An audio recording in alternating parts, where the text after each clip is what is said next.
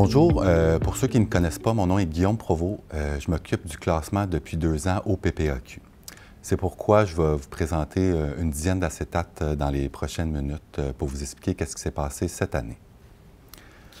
Tout d'abord, au niveau des améliorations 2020, il y a eu un nouveau laboratoire qui a été créé à Sainte-Marie-de-Beauce.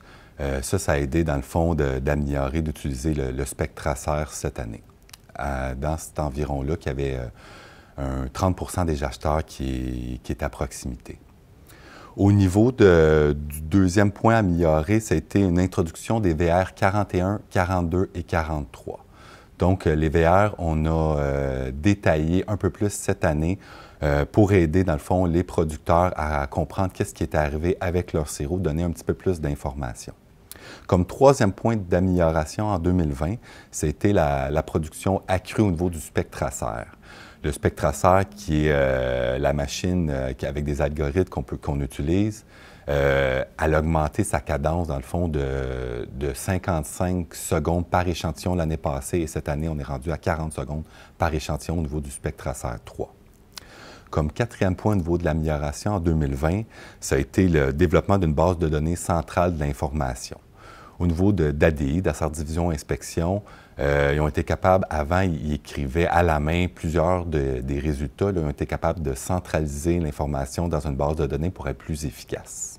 Le cinquième point au niveau de l'amélioration en 2020, c'est la simplification de la gestion documentaire des révisions de classement. En 2 ans, le nombre de quantités en révision a quadruplé. Donc, il y a certains KDI, il faut qu'ils soient un peu plus efficaces à ce niveau-là.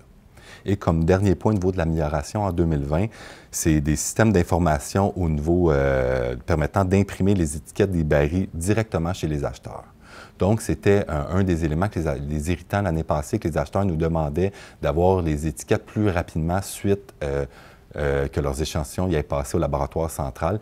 Et donc, en faisant ça, ils gagnaient un 12 à 24 heures pour faire rouler leur baril sur leur plancher de production.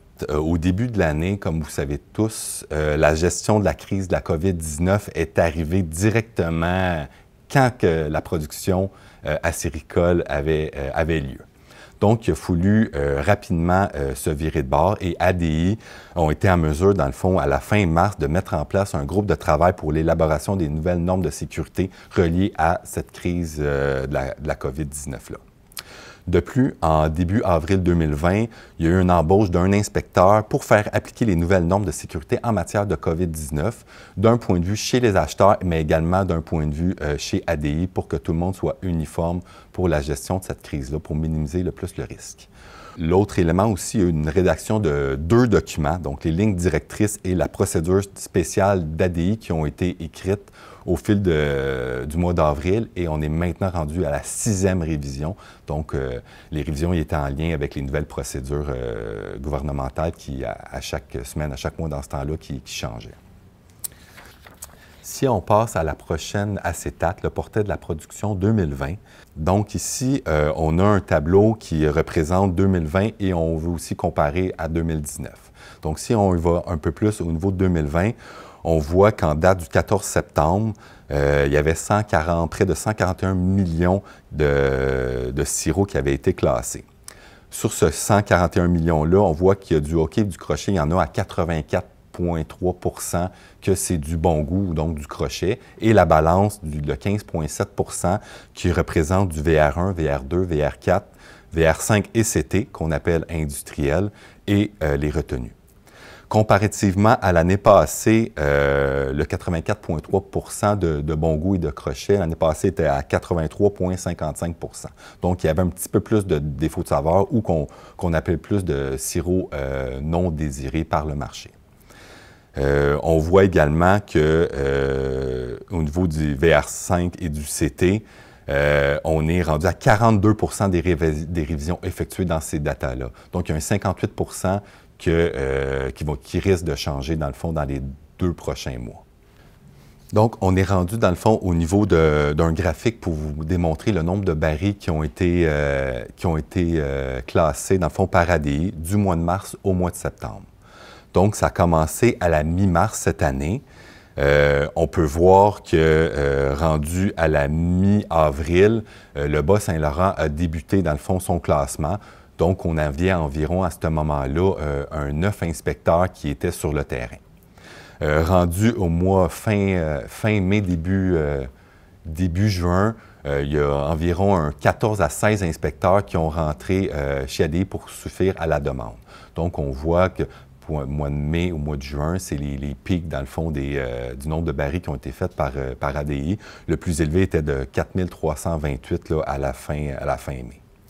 On voit aussi qu'il y a des fins de semaine que ADI est rentré, dans le fond, pour pouvoir avancer quelque peu aussi le classement pour vraiment aider selon le besoin des acheteurs. On est maintenant rendu au portrait de la production 2020 du niveau des producteurs. Il y avait 6 582 producteurs qui avaient fait classer par l'agence de vente, dans le fond, par ADI.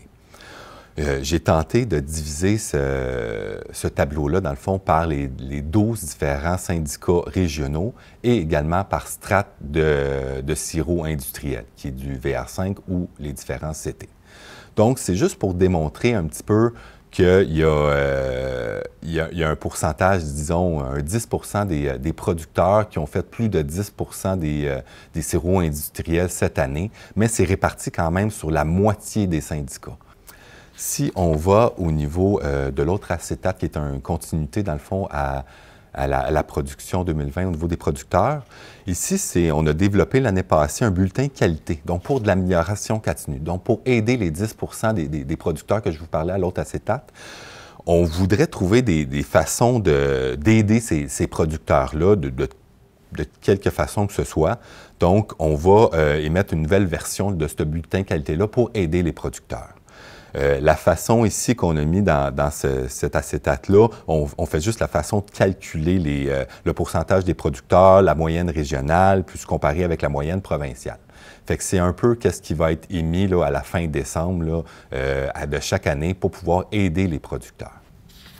Si on tourne au niveau de la laboratoire centralisé en 2020, cet acétate-là, c'est l'élément quand même positif de l'année 2020.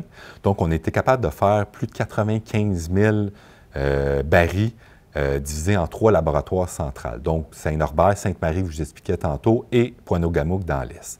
Donc, ce 95 000 barils-là, il a été fait par le Spectracer. Ils ont passé par le Spectracer. Ça représente 67 des barils qui ont passé, dans le fond, au laboratoire central.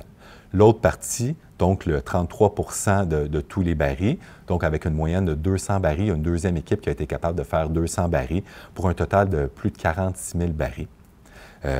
Donc, ce total, 95 379 plus 46 400 barils, ça représente 141 779 barils qui ont passé par les laboratoires centrales cette année.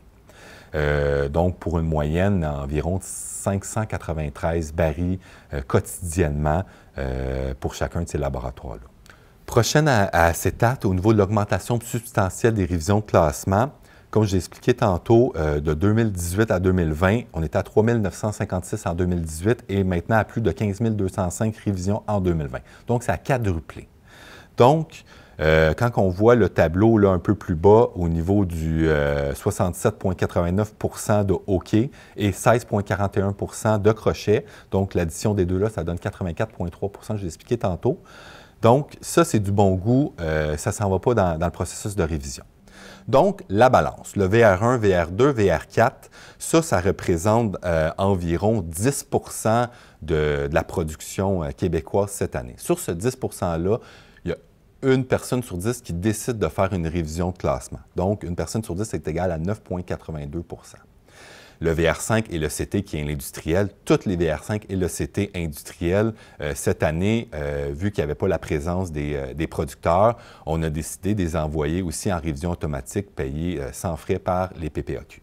Donc, si on additionne l'industriel et 10 de tous les VR1, VR4, VR5, ça donne un total de 15 205 révisions. Donc, ce 15 205-là, divisé pour la production totale, ça représente 4,5 de la production totale. Donc, il faut juste relativiser en révision. Il y a 4,5 de la production qui s'en vont en révision. Sur ce 4,5 %-là, Si on va dans l'acétate suivante, au niveau des révisions de classement, en 2020, il y a uniquement 54,1 % des résultats qui ont été répétés. Donc, au classement original, on avait un résultat X, puis au classement révisé, il y a uniquement 54,1 % des révisions qui se sont avérées le même résultat d'un point de vue valeur commerciale. Donc, l'année passée, si on compare, on était à 67,2 %. Donc, ça, c'est l'élément cette année qu'on a de la misère à expliquer le pourquoi de cette différence de 13 % entre l'année passée et cette année. Puis là, vous voyez au niveau de l'amélioration, il y avait 42,3 % cette année qui s'améliore dans ces révisions-là, et l'année passée, c'était 25,9 %.